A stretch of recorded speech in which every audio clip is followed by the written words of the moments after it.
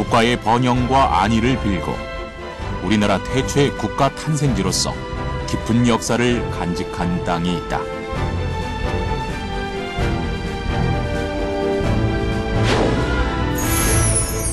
교통의 중심지이자 수도와 가까워 고려, 조선시대엔 제2수도의 역할을 하고 수많은 외세 침략을 막아내며 천혜의 요새였던 강화도.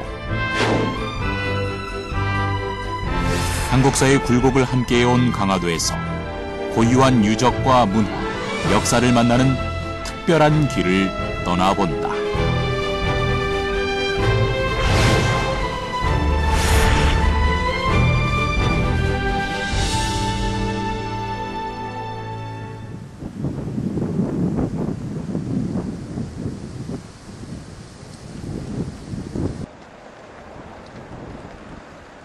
한강, 예성강, 임진강이 서해로 빠져나가는 길목에 위치한 강화도는 강에서 밀려온 퇴적물이 쌓여 토지를 이룬 육지와 가까운 섬이다.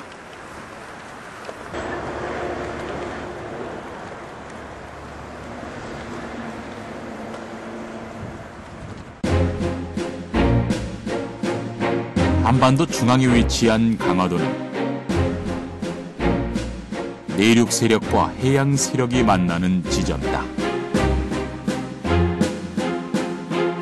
우리나라 중부지방에 있는 유일한 큰 섬이다. 이런 점이 상당히 중요하고, 또 우리나라는 1000년 동안 개성과 한양, 이 1000년 동안 수도였지 않습니까? 그 수도에 이제 관문에 위치하고 있기 때문에 그런 점에서 섬으로서 특별한 그런 지리적인 위치를 가지고 있었다, 이렇게 볼 수 있을 것 같아요.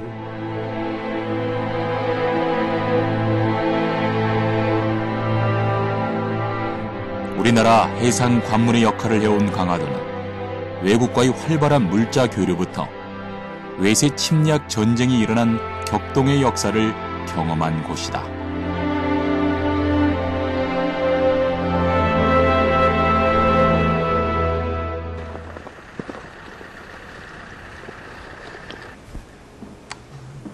한반도 역사의 축소판으로 불리는 강화도엔 이를 증명하듯 많은 유적지와 문화재가 존재하기 때문에 역사의 발자취를 조명하는 일은 의미가 깊다.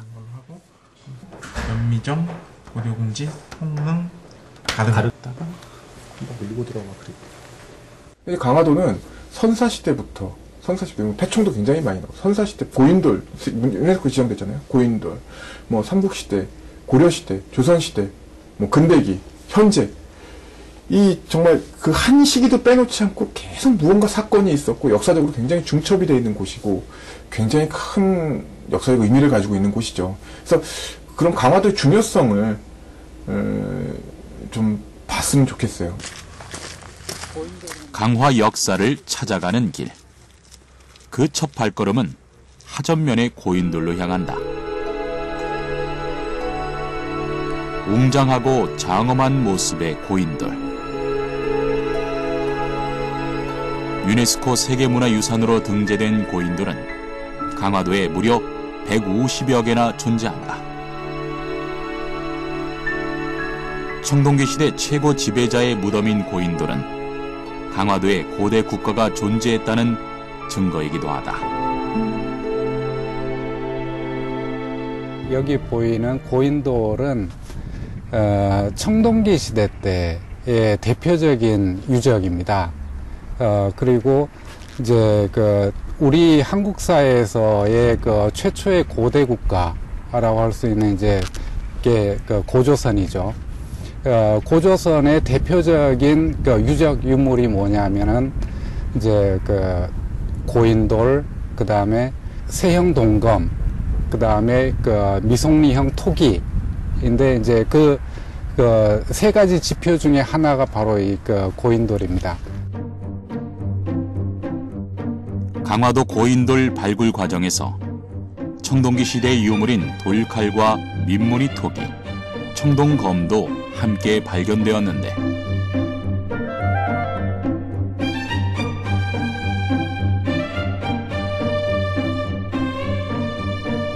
당시 강화도에 많은 부족민들이 거주하면서 도구를 사용해 농사를 짓고 가축을 기른 것을 알 수 있다.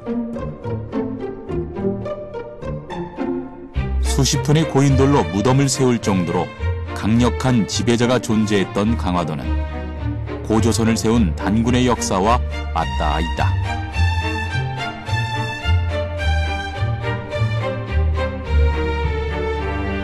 사실은 그 만이사는 단군으로부터 우리가 그 기억이 되는 그야말로 우리 민족의 어떤 정체성을 확인할 수 있는 또 남한에서는 유일한 곳이 이 만이사입니다. 그래서 어떻게 보면 우리 역사의 어떤 총체 또 민족 정기가 흐르는 곳이다. 가치는 이제 우리가 그렇게 볼 수가 있겠죠.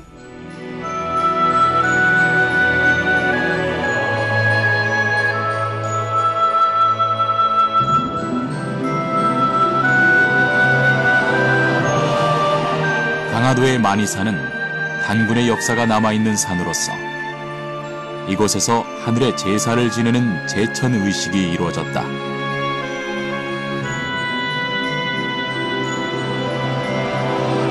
고려와 조선시대 왕의 이름으로 국가에서 제사를 거행하던 것이 현재까지 이어지고 있다.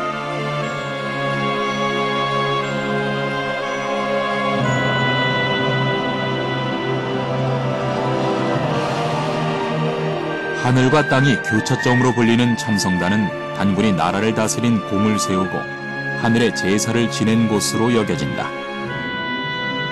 참성단의 형태는 원형으로 쌓은 하단 위에 방형의 제단을 둔 모양으로 위에 네모난 것은 땅을, 아래에 둥근 것은 하늘을 상징하며 이는 음양이 서로 교차하게 되면 조화를 이루어 만사가 형통한다는 의미로 해석된다.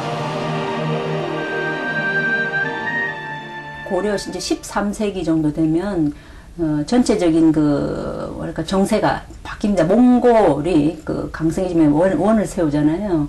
그래서 이 몽골의 침입 때문에 고려의 경우에도 상당히 많은 이제 수단을 오랫동안 당하게 되는데 바로 그 과정에서 이제 천도를 하게 됩니다. 강화도로 천도를 했는데 고종 때였고 고종 19년 1232년에 옮겨가서 한 39년 40년간 여기서 이제 머물렀습니다.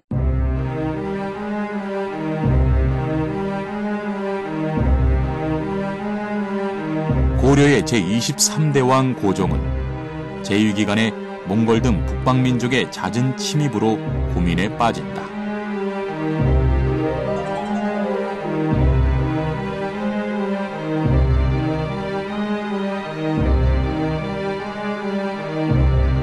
몽골의 침략이 끊임없이 이어지며 내 나라 내 백성이 큰 곤경에 처하였구나. 짐은 강화로 천도할 것을 명한다. 강화도는 개경에서 가깝고 수전에 약한 몽골군을 능히 막을 수 있는 유세지인 만큼 강화로 천도하여 장기 항전을 펼치겠다.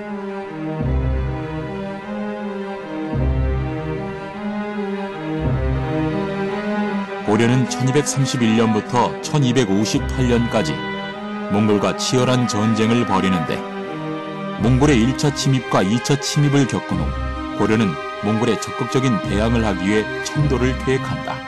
1232년 2월에 그 수도 개성 도읍을 옮기기로 결정을 했습니다. 그래서 도성에서 가장 중요한 것은 이제 궁궐이 되겠죠. 예, 그래서 천도 이전부터 궁궐을 짓기를 시작했다는 기록이 나옵니다. 몽골의 침입이 거세지면서 고려는 수도를 북쪽의 개경에서 강화섬으로 옮기게 된다. 동국 통감에 따르면 당시 무관으로 정치를 집권하던 세력 최후가 왕에게 천도를 권하고 강화에 궁궐을 지었다고 전한다. 고려시대 때 이 고려 왕실이 강화도로 오게 되고 많은 그 피난민들이 왕실을 따라서 몽골 침입을 피해서 강화도로 들어오게 되거든요. 그러면서 강화도에 간척 사업들이 일어납니다. 그때 간척이 되기 시작해요. 강화도 해안가의 비옥한 평지는 대부분 간척지로서 본래 수심이 얕은 바다였던 것을 흙을 쌓아 다진 것이다.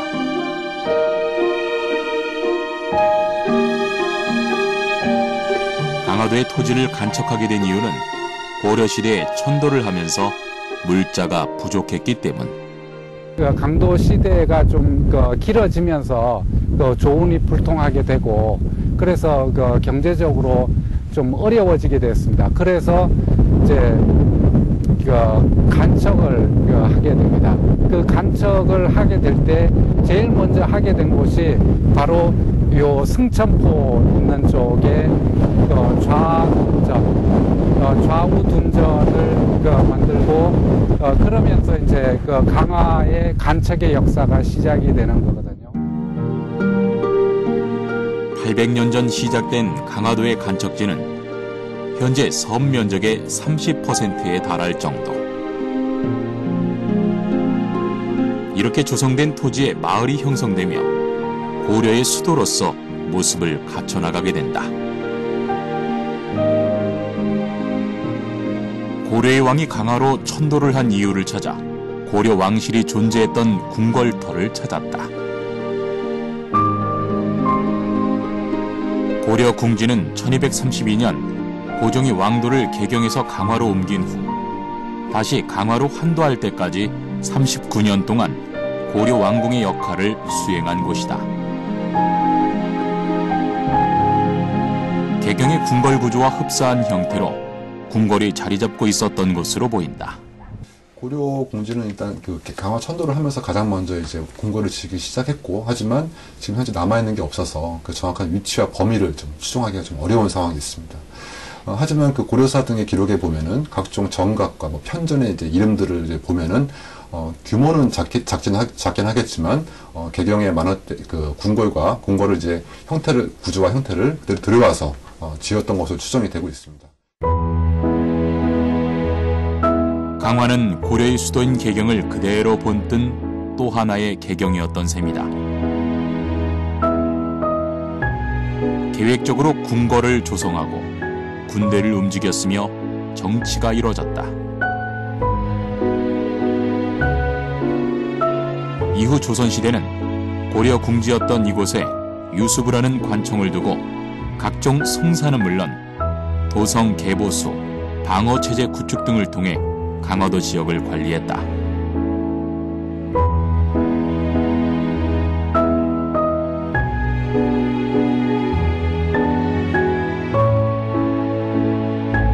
강화도는 전쟁을 피하는 왕의 단순한 피난처가 아니라 고려 수도의 역할을 당당히 해낸 것이다. 개성만 고려 왕조의 수도였던 것이 아니고 기간은 좀 짧지만 강화도도 고려 왕조의 수도였고 또 고려 왕조의 왕도였다라고 하는 것을 입증하는 그래도 가장 상징적인 것은 역시 궁궐터이기 때문에 그런 점에서 고려 왕조의 상징으로서 이 고려 궁지가 가지고 있는 역사적인 의미가 있다 이렇게 볼 수 있고요. 1270년 고려 왕이 개경으로 환도한 이후 고려 왕궁의 흔적을 찾는 것은 쉽지 않은 일이 됐다.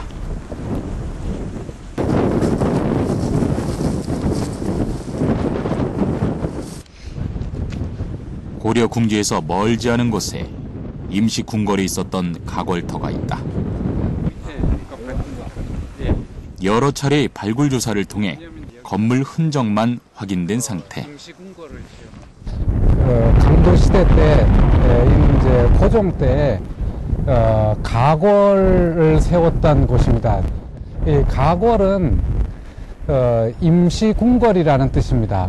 근데 이제 고려 고종이 가궐을 세운 것은 풍수지리설에 따른 것인데요. 풍수지리설에 따라서 길지에다가 궁궐을 세우면 왕조의 수명이 길어지고 또 왕실이 번영한다는 그런 믿음 때문에 여기에다가 이제 가궐을 세운 것입니다. 고려 왕의 궁궐이 확장되고 정치가 안정을 찾아가면서 강화는 정치, 군사, 행정의 수도로 자리매김한다.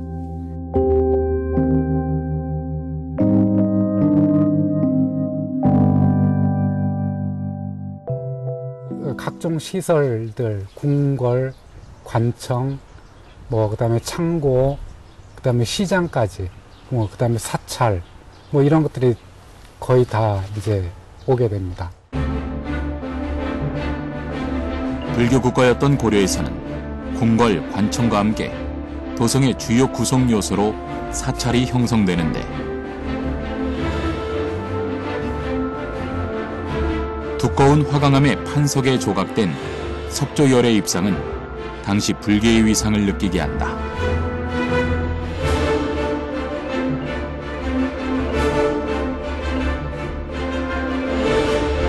열의 입상과 불탑이 남아있는 이곳 근처에 사찰이 존재한 것을 알 수 있다. 이 5층 석탑은 강화도에 남아있는 유일한 고려시대의 석탑으로 기단은 단층이고 지대석 위에 3매의 판석으로 된 중석 위로 기단부와 몸돌, 지붕돌이 올라있다. 많은 사람들이 이제 거주를 하고 있었고, 그러한 흔적이 바로 이런 그 5층 석탑이라든가, 열의 입상, 이런 걸 보유한 절이 규모 있게 자리 잡고 있었다는 것을 통해서 알 수가 있는 것이고요.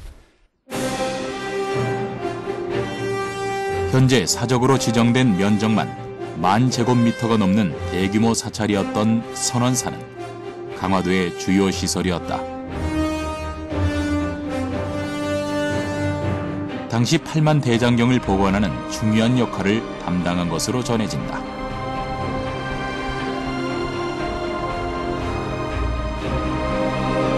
선원사를 저희가 이제 중요하게 보는 이유 중에 하나는 뭐 지금 현재로서 아주 세계적으로 유례가 없는 그 문화유산이라고 평가받고 있는 그 8만 대장경에 바로 판각을 총지휘한 간경도감이 설치되어 있던 곳이 이제 선원사다라고 하는 점에서도 대단히 그 중요한 의미가 있고. 8만 대장경은 몽골이 고려를 침입하자 부처의 힘으로 몽골군을 물리치기 위해 만든 대장경이다.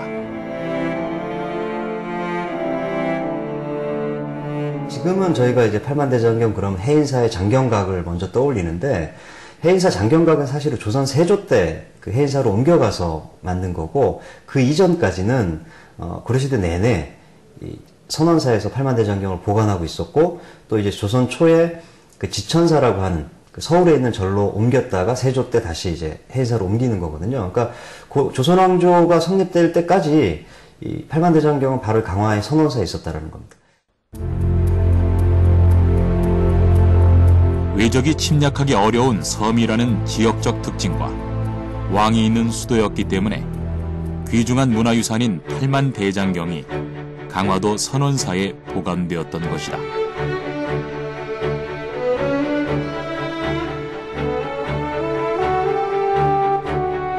고려시대는 불교 문화가 찬란하게 꽃피었던 시기다. 특히 이 시대에 만들어진 푸른빛의 고려청자는 고려를 대표하는 문화유산이다.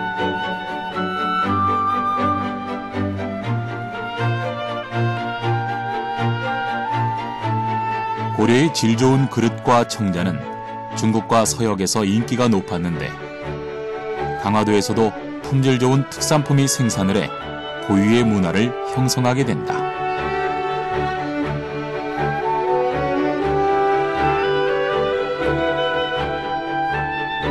고려 현종 때 보게 되면 사라센 상인들이 오는데 그 사라센 상인들에게 이제 수출품으로 나가는 품목들이 있어요. 보면 금, 은, 유리, 또 인삼, 합죽선 이렇게 들어가는데 화문석이 들어가 있고요. 그리고 이 송나라 사람 서경이 썼던 고려도경에도 바로 이 화문석에 대한 설명들이 나오고 있습니다. 고려도경에 따르면 고려의 화문석은 침상이나 평상에 까는 돗자리지만 그 재질이 매우 부드럽고 무늬가 고우며 우수하다고 기록되어 있다.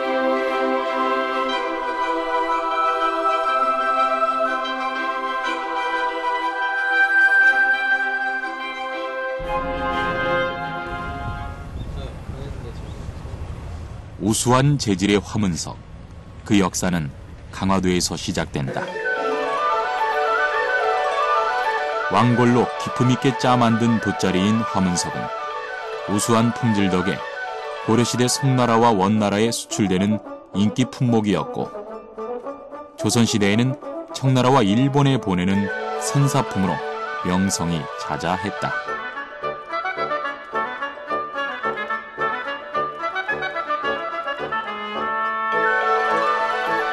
꽃화, 무늬문, 자리석. 말 그대로 꽃무늬를 놓은 자리라는 뜻의 어여쁜 이름을 가진 화문석.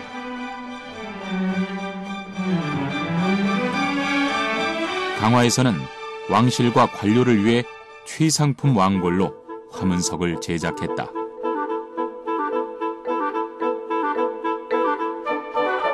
다양한 무늬를 넣어 기품 있는 분위기와 번영과 장수를 뜻하는 의미까지 부여했다.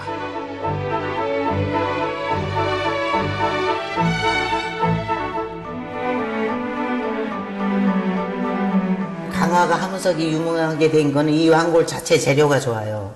왜 좋으냐 하면은 여기는 높은 산이 없고 이러기 때문에 이게 일조량이 많고 해풍이 적당하게 불어오고 이러기 때문에 왕골이 그냥 2m, 3m씩 자라요.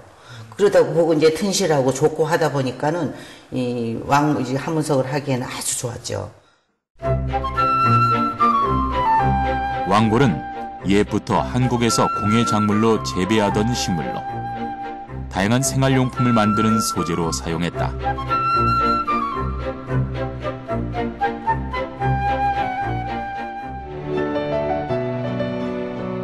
왕골은 봄에 씨를 뿌려 5월에 모내기를 한다.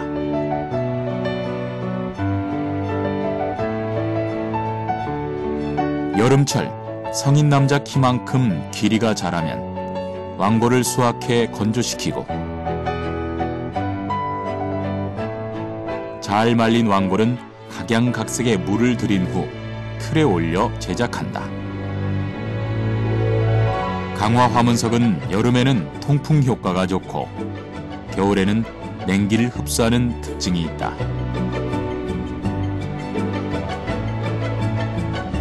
오래 쓰더라도 윤기가 쉬 사라지지 않고 질겨서 잘 부스러지지 않아 당시 인기가 높았다.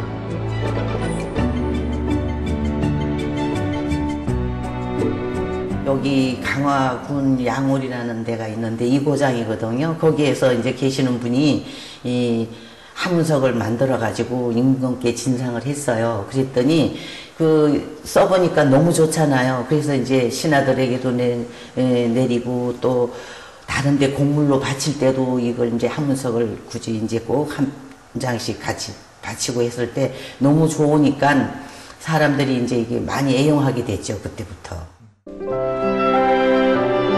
화문석은 고려시대, 조선시대에 서양과의 교류에서 수출품으로 명성을 날렸다. 혹시 청나라로 가는 배가 언제 들어오는지 아는가? 오늘은 일본으로 가는 배가 떠났고 내일 청나라로 간다는데. 다행일세. 자네들 손을 보아하니 짐이 없구만. 그 장사가 잘 되었나? 그렇다네. 그러고 보니 지게 한가득 그 짐은 뭐요? 이거 이번에 인삼재배가 아주 잘 되었거든. 그래서 임금님께 진상하고 남은 것 중에 실한 놈들만 골라가지고 청나라에 팔려고 하지. 역시 인삼은 고려 때부터 우리 인삼이 최고야. 이 사람들이 강화도에서 최고는 누가 뭐래도 화문석 아닌가? 그럼. 강화도 화문석은 원래 고려시대 때부터 원나라 송나라가 다 가져가지 않았는가. 그러고 보니 자네 마을에 화문석 모양이 아주 화려해졌더구만. 뭔 비결이 있는 겐가? 우리 양오리 마을에 한춘규 선생이 있지 않은가? 한춘규 선생께서 이번에 왕실의 명으로 화문석 문양을 개발하셨다네. 용, 호랑이, 십장생은 기본이고 산수, 원앙, 민화까지 다 넣을 수 있지. 정말 대단하구만. 정말 대단하구만. 그래, 요즘 양반집은 웬만한 잘 사는 양반집은 다 화문석으로 자리를 쓴다지 않는가. 역시 화문석은 강화도 화문석이 최고야. 그렇지.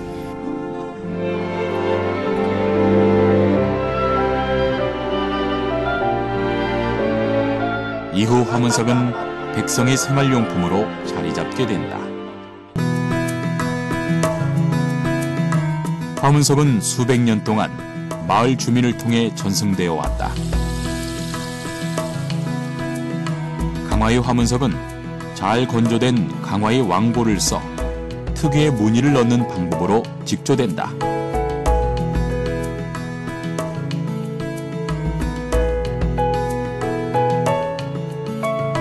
알록달록 천연 염색으로 물을 들이는 과정에서부터 정성을 쏟아야 한다.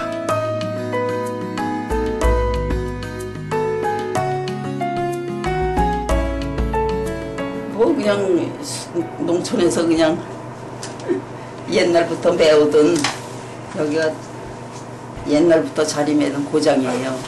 물감이 없으면은요 화문석 자리라고 볼 수가 없어요. 그러니까 이걸 다양하게 이제 여러 가지 무늬를 놓으면서 놔야 또 색채가 이쁘게 나오고 곱게 배고 그래요.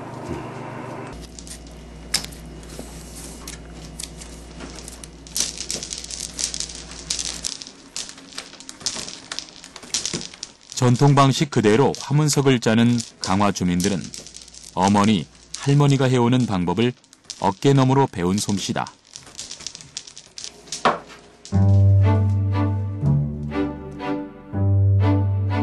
거칠어진 손끝에서 탄생한 화문석.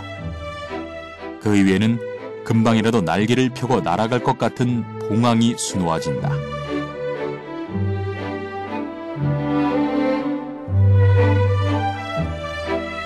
강화도로 시집온 안악들은 자연스럽게 화문석 틀 앞에 앉아 농한기가 되면 자리를 만들었다.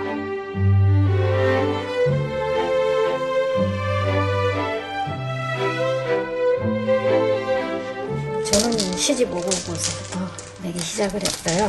그러니까 한 40년 됐죠? 40년? 23세 시집을 왔으니까. 강화 화문석 하면요. 이게 왕골이 습기를 겨울에는 습한 거를 여름에 습한 거를 제거해주고 겨울에는 보송보송한 느낌의 따뜻한 보온성까지 있어가지고 그래서 화문석이 유명하잖아요. 잘 말린 왕골은 각양각색의 물을 들여 틀에 올린다. 날실로는 대대로 칡넝쿨을 가공해 사용했으나 현재는 나일론 실을 이용한다. 틀에는 고드렛 돌에 감은 날실 2개를 하나로 묶어 1.5cm 간격으로 매달고 왕골 겉감과 속감을 한데 모아서 고드렛 돌을 돌려가며 화문석을 엮는다. 옷감 짜듯이 만드는 화문석은 방법이 어렵지는 않지만 손이 많이 가고 힘이 든다. 60만 번. 이게 하나를 완성하는데 이거가 60만 번을 이제 넘긴다는 거지. 60만 번. 한 5집인가 6집인가 되는데. 강화도 주민들은 주업은 농업이어도 다들 부업으로 화문석을 했다.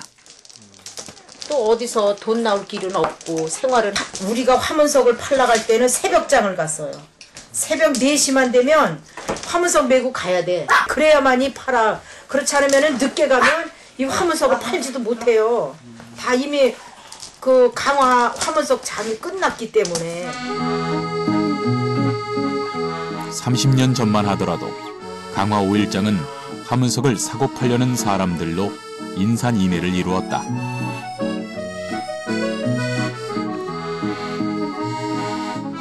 그전에는 여기 강화군 전체가 가가오가 다 했어요, 거기가. 다 했는데 지금은 이제 일손이 부족하고 이제 젊은 사람들이 다 나가니까 인력이 없어서 이제 할 수가 없어요.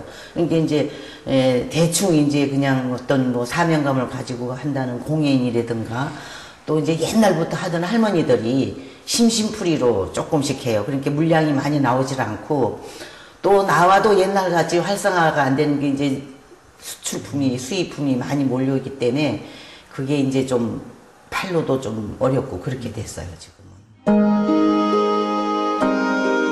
실제 화문석 문양은 조선 중기만 해도 용, 호랑이, 십장생 등의 주류를 이뤘고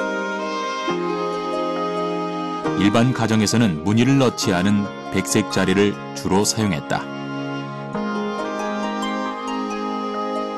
강화도의 화문석에는 원앙, 산수, 완자, 민화 등 고유의 무늬를 그림처럼 짜놓을 수 있었고 화문석을 사용해 다양한 생활용품을 만들 수 있게 되었다.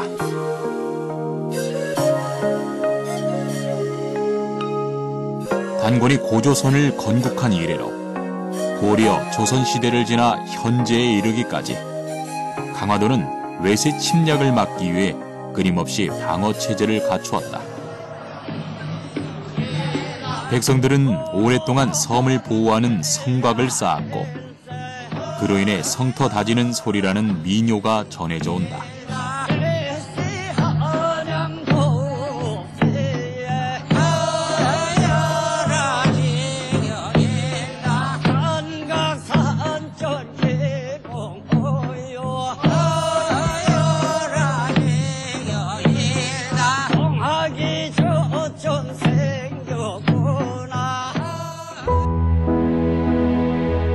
한반도로 진입하는 길목이자 왕이 있는 수도로 통하는 교통의 요충지였기에 강화도는 항상 외적의 침입에 시달려야 했다.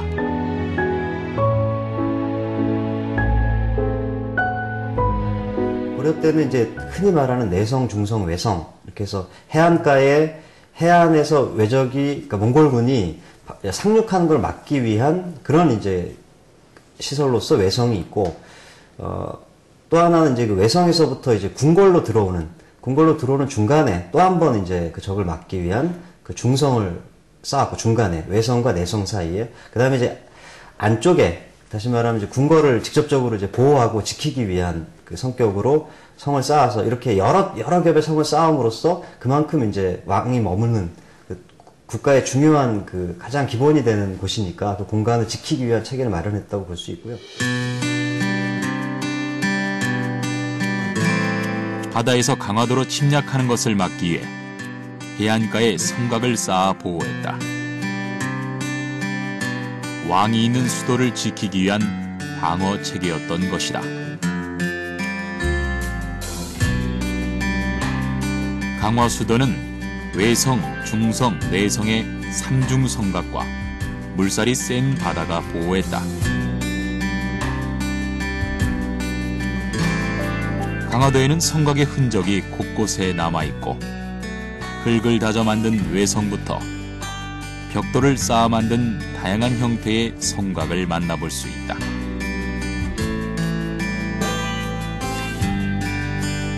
그 중에서도 궁궐을 직접적으로 보호했던 내성의 경우 조선시대에 들어서는 돌을 쌓아 든든한 방어벽을 축조하게 된다.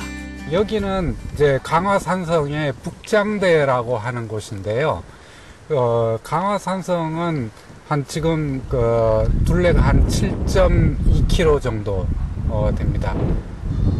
그 전에는 고려 강도의 도성 자락을 활용한 것인데 조선 숙종 때 이걸 개축을 해가지고 지금 남아있는 것은 바로 그 숙종 때 개축한 것이 지금 남아있는 것입니다. 조선시대에는 강화 성곽을 대대적으로 개축하게 되는데 내성을 다시 쌓으면서 전쟁 시 지휘소로 사용할 수 있는 관청까지 만들게 된다. 강화 산성 안에는 남장대, 북장대, 서장대가 존재한다.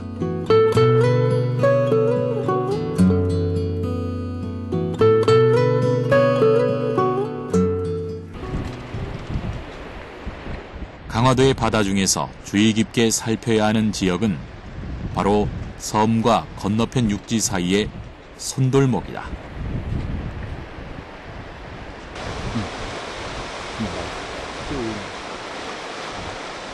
바다에서 섬과 섬 사이 혹은 섬과 육지 사이의 좁은 물길로 바닷물이 밀려 들어오면서 밀물과 썰물 때 이 물이 도는 거죠. 그리고 소리가 굉장히 물살이 거세지고 소리가 나는 건데 이 손돌목도 바로 그런 위치입니다. 강화 바다와 관련해 옛부터 손돌목 뱃사공 설화가 전해 내려온다.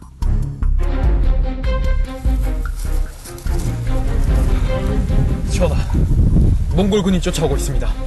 어서 빨리 배를 타고 강화도로 피신하셔야 합니다. 알겠다. 어서 배를 띄우거라. 이자의 배를 타고 이동하겠습니다. 저는 강화도의 뱃사공 손돌이라고 합니다.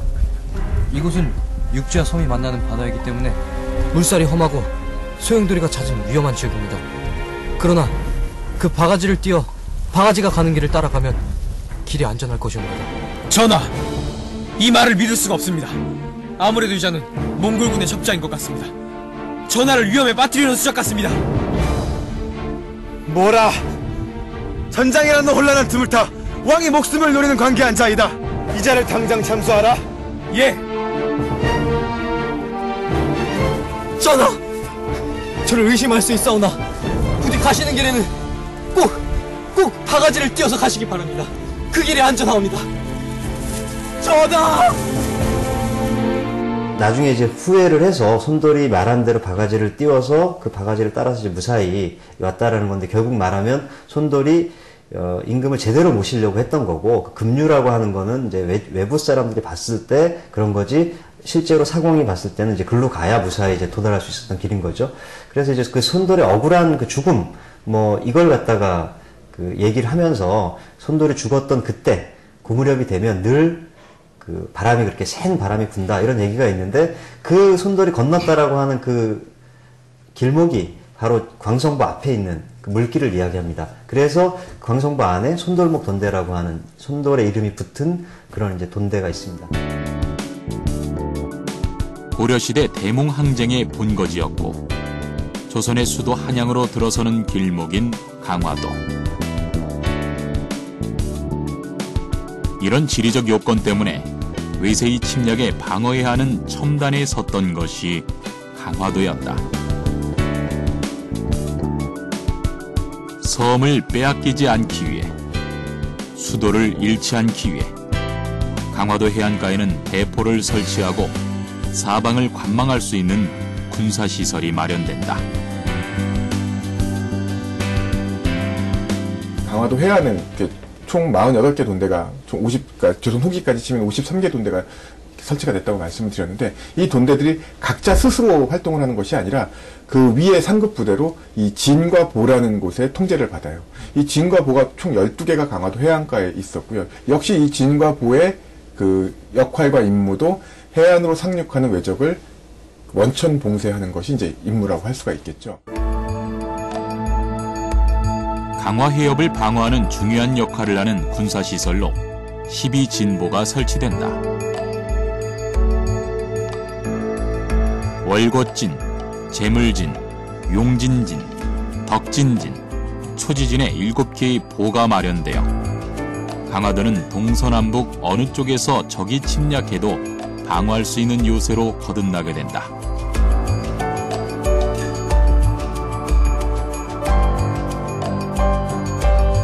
조선 영조 때 편찬된 여지도서에는 당시 강화도에 설치된 50여 개의 돈대 명칭과 위치가 상세하게 기록되어 있다. 조선시대에는 강화 해협에 설치된 군사시설에서 철통 경계가 이어졌다.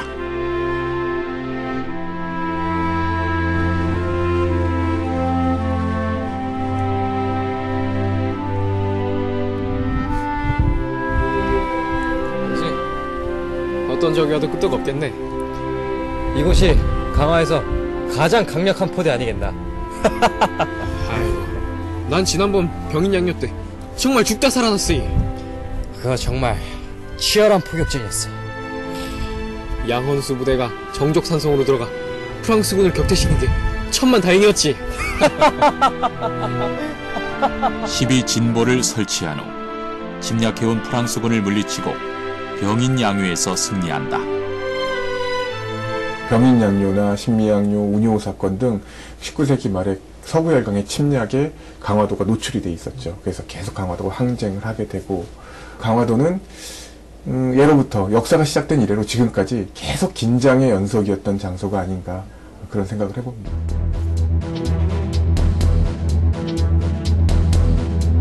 (1871년) 강화도의 한 돈대에서 근무하던 병사가 미국 군함을 발견하는데, 여보게, 저기 미국 군함 2대가 보이지 않는가? 미군 군함 무슨?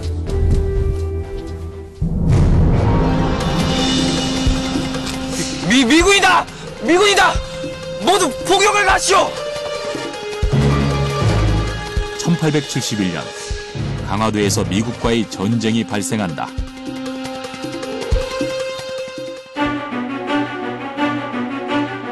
바로 이 전쟁이 신미양요이다. 조선 개항을 실현시키겠다는 목적으로 미국이 강화도에 상륙해 치열한 포격전을 벌이게 된다.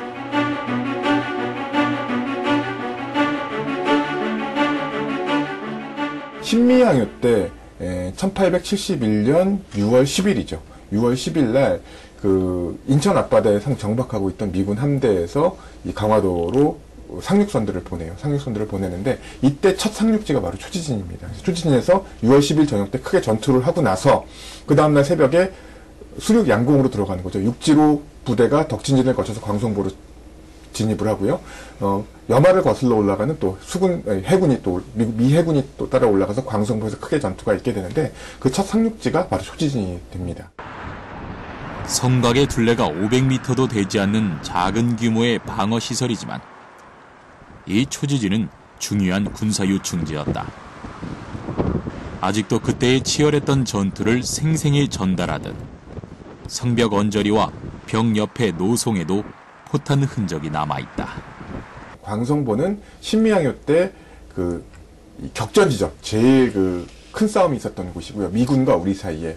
그러니까 그 초지진을 거쳐서 덕진진 거쳐서 광성보로 접근하는 미 해병과 또 이 여마를 거슬러 올라가는 그 해군이 이 수륙 양공을 하게 돼요. 그래서 여기가 뚫리게 되면 서울이 너무 쉽게 접근을 할 수가 있는 거죠. 그래서 그 이 광성보가 이 신미양요 때 조선군의 마지막 그 배수의 진이었던 것 같습니다. 강화도 바다는 치열했고 아픈 역사를 지니고 있다.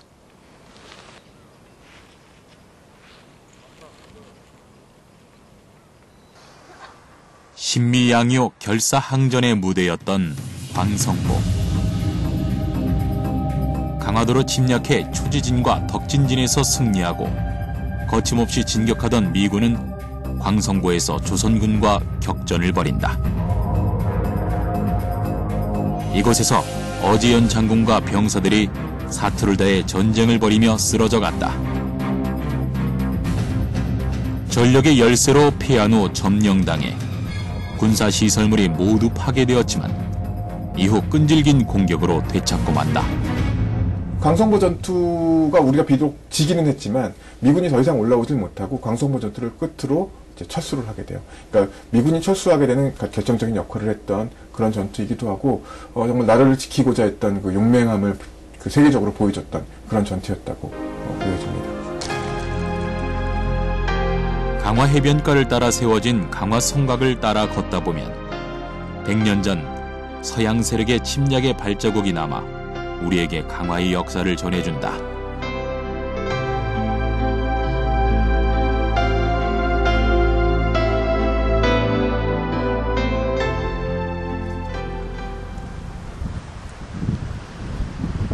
고구려 소수리망 시대에 창건된 전등사는 강화 삼낭성 내에 자리 잡고 있다. 조선시대 역사책을 보관하는 사고로 활용되면서 전등사는 명성을 이어간다.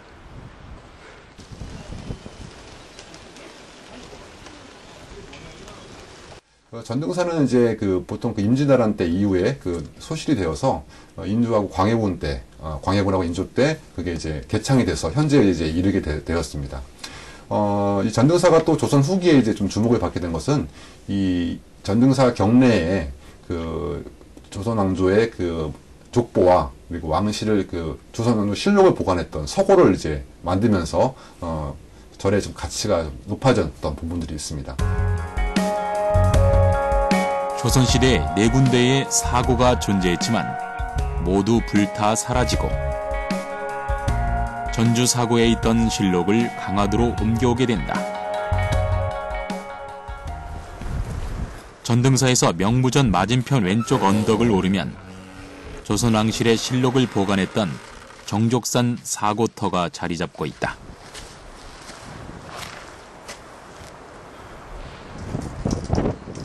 왕실의 역사 문화를 상세하게 기록한 실록과 자료는 국가를 이해하는 가장 중요한 문서였기 때문에 이를 보호하고 관리하는 일이 매우 중요했다. 정족산 사고에는 그 실록 등 그 중요 역사 자료를 보관하는 그 장사각과 그 왕실의 족보를 보관하는 선원 보각이 만들어져 있었습니다. 그래서 이곳에서 그 보관된 도서들은 그 외규장각 도서와 달리 그 프랑스의 병인양을 침략 때도 안전하게 보관될 수 있었고, 첩첩산중에 마련된 정족산 사고는 숱한 외세의 침략에서도 중요한 자료를 보관할 수 있었던 안전한 장소였다. 이와 같은 이유로 강화도에는 또 다른 주요 시설이 설치된다. 사실상 조선 왕실 입장에서 봤을 때는 가장 강력한 방어 체계를 구축하고 있고, 또 임금이 가서 머물 것이 예정돼 있고 그만한 그 시설들을 미리 갖춰놓고 있는 곳이기 때문에 규장각이 왕실과 관련된 왕실의 왕립도서관이기 때문에 자연스럽게 이제 그런 곳으로서 강화를 택했던 것 같습니다. 그래서 강화에 갖다 놓는 게 가장 안전하다.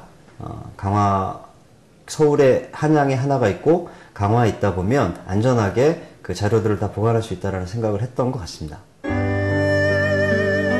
외규장각은 1782년 정조 임금이 설치한 규장각의 부속 도서관이다.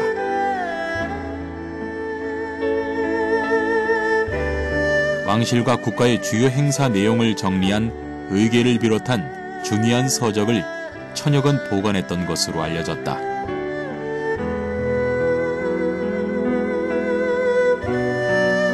현재 이곳에서는 왕실의 혼례를 상세하게 그린 의궤와 희귀한 고문서들이 수백 년이 지난 지금까지 보존될 수 있었던 것은 강화도가 섬으로서 수도만큼 중요한 역할을 했기 때문인 것이다.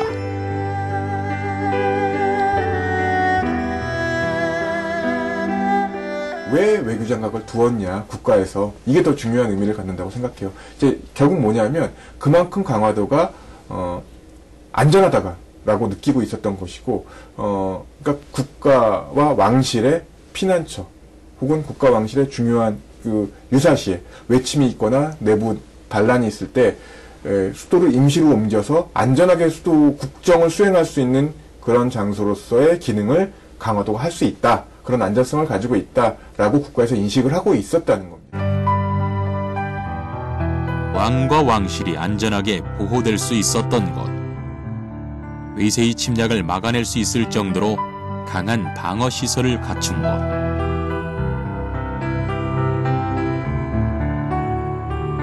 한반도 역사의 수많은 이야기를 간직한 곳이 강화도다. 12진보, 내성, 외성 하든 이런 군사 방어 시설이라든지 이러한 것들 볼 때 수도 서울의 어떤 그 보장처, 서울을 지켜줄 수 있는 공간, 또 왕실을 지켜줬던 어떤 보장처, 이걸 우리가 흔히 또 다른 말로 하면 호국의 공간이라고 또 얘기를 할 수 있겠습니다. 단군이 나라를 세우고 하늘의 제를 지니며 시작된 우리의 5,000년 역사는 강화도에서 시작된다.